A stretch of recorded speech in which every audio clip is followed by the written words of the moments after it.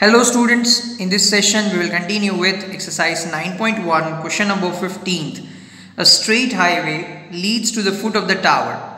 A man standing at the top of the tower observes a car at an angle of depression 30 degree which is approaching the foot of the tower with uniform speed.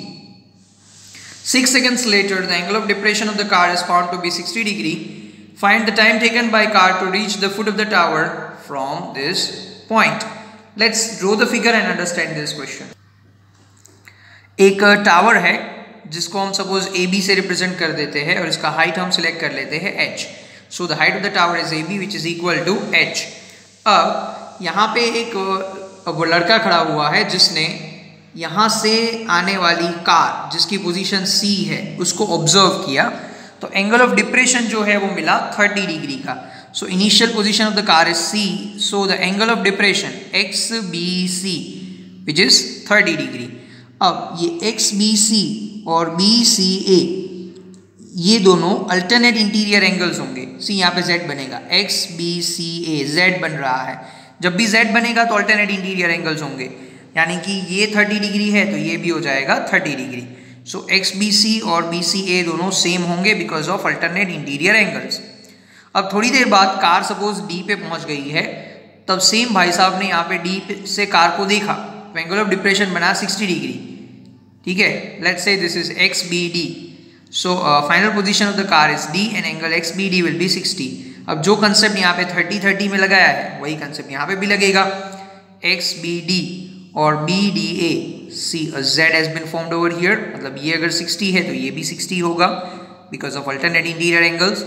So XBD is equal to BDA and both of them are equal because they are alternate interior angles.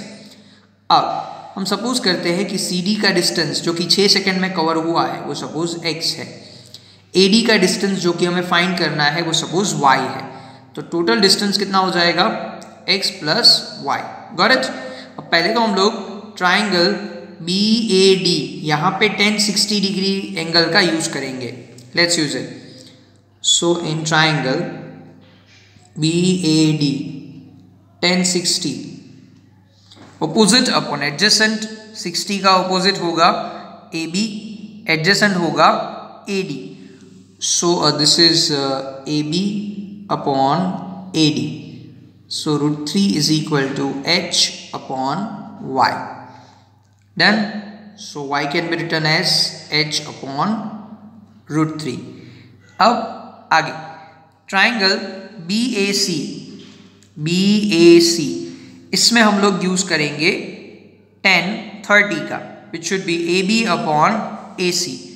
So in triangle BAC 10-30 AB upon AC. So 1/√3 is equal to H upon X plus Y. So over here what do we have is X plus Y is equal to √3 into H. यहाँ पे Y की जगह पे H/√3 डाल देंगे, मतलब ये हो जाएगा H/√3 is equal to √3H. ठीक है.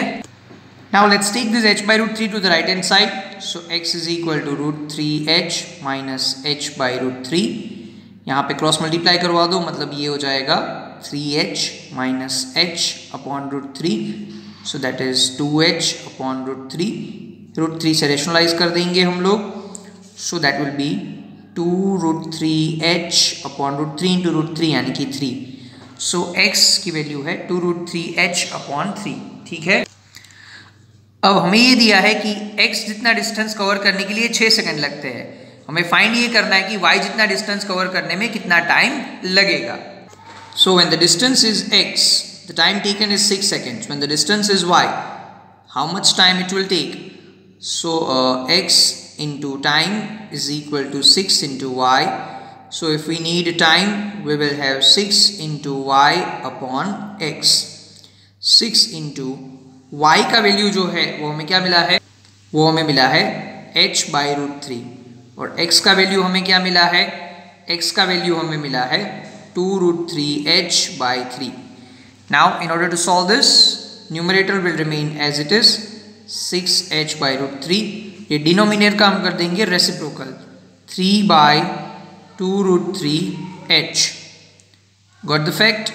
ये h कट कर दो, 2 3s are 6 हो जाएगा, और root 3 into root 3 that will be like 3. ये 3 as it is, ये 3 as it is, root 3 into root 3 that will be 3. 3 और 3 cut.